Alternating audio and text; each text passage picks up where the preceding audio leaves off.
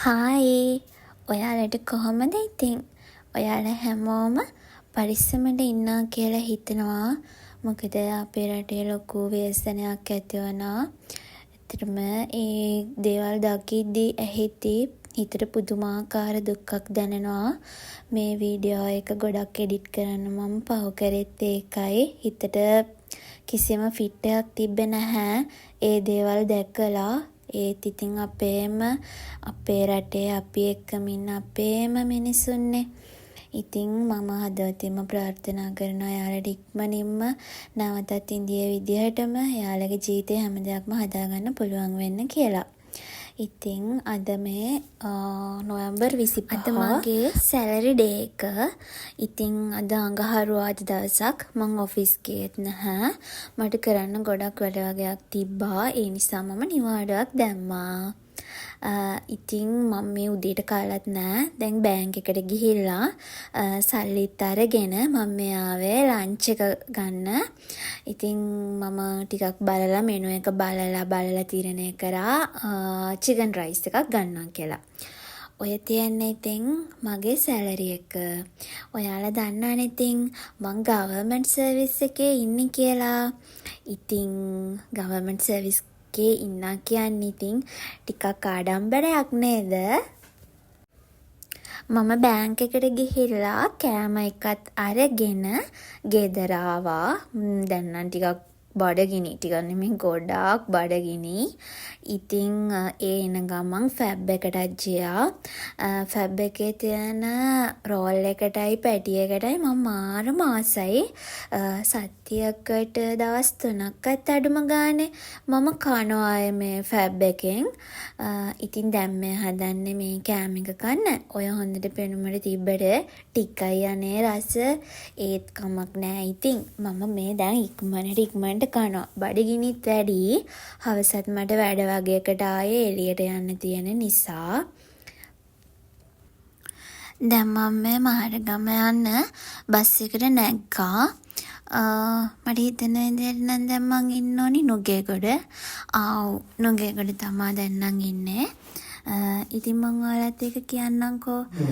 මම කියන්නේ මං ගවර්න්මන්ට් සර්විස් ඉන්නේ කියලා. ඉතින් අපි සැලරි එක ගත්තට පස්සේ අපිට කරන්න ඇත්තටම හැමෝටම එහෙම තමයි. වැඩ ගොඩයි. ඉතින් ලැබෙන්නේ අපිට පුංචි පාඩියක්නේ. ඒක මාදි කියලාවත් එහෙම දෙයක් නෙමෙයි මං කියන්නේ.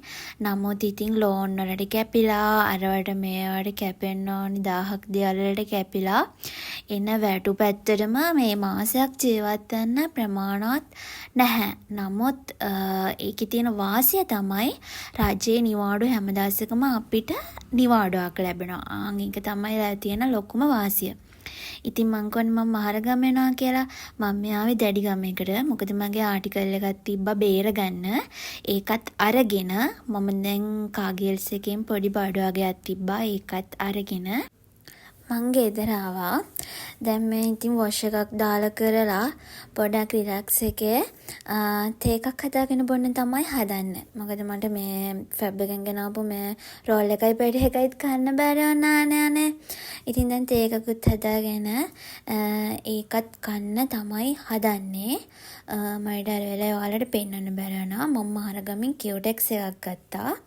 හැබැයි ඒ කියුටෙක්ස් එක ලස්සනයි. ඒත් ඉතින් පාට තද වැඩි. මං හොයපු කලර් එක නෙමෙයි තිබ්බේ. ඉන්නකෝ ඔයාලට පෙන්වන්න ගාලම පෙන්වන්නම්කෝ. මම කොහොමත් ටිකක් තද පාට කියුටෙක්ස් වලට ගොඩක් ආස කෙනෙක්. මගේ ළඟ තියෙන ඔක්කොම වගේ තද පාට. ඉතින් දැන් ඔයාලට පේනවද ඇති. මේ ගොඩක් තද පාට නේද? වැඩිද? වැඩි වගේ දනේ. මොනවා කරන්නද? හරි කමක් නෑ. දැන් මේ මං හදන්නේ මගේ මාසේ වියදම මම එකින් එක ඔක්කොම ලියනවා. හැමදාම ලියනවා පොඩි වියදමක් වුණත් මම ඒක ලියනවා. මොකද මට එතකොට හොයාගන්න පුළුවන් මගේ අතින් වැඩිපුර යන්න මොනවටද වියදම් වෙලා තියෙන්නේ කියලා. මම දැන් මේක මාස 2-3 4ක් කලේ ඉඳන් කරනවා. ඉතින් ඔයාලත් මේ විදියට කරලා බලන්න. ඔයාලට හිතනවා නම් ඔයාලා වියදම් කරනවා වැඩි, මොනවා හරි වියදම් වෙනවා, මොනවා හරි දෙයකට වියදම් වෙනවා වැඩි කියලා හිතනවා නම් ඔයාලත් මෙහෙම කරලා බලන්න. එතකොට පුළුවන් ඔයාලට කොච්චර මොනවටද අපි වැඩිපුර වියදම් කරලා තියෙන්නේ. අපිට වැඩිපුර ගිහිල්ලා තියෙන ග්‍රොසරි අයිටම් එක මොනවටද? එහෙම කියලා ඔක්කොම අපිට ඇනලයිස් කරගන්න පුළුවන්. ඒක නිසා මේක හොඳ ටිප් එකක් අපේ මුදල් ඉතුරු කරගන්න. ඉතින් ඔයාලත් කරලා බලන්න. එහෙනම් ඉතින් ලබන සතියේත් ආයේ ඔයාලා හම්බ වෙන්න එනකම් ඔයාලා හැමෝම සතුටින් පරිස්සමින් ඉන්න.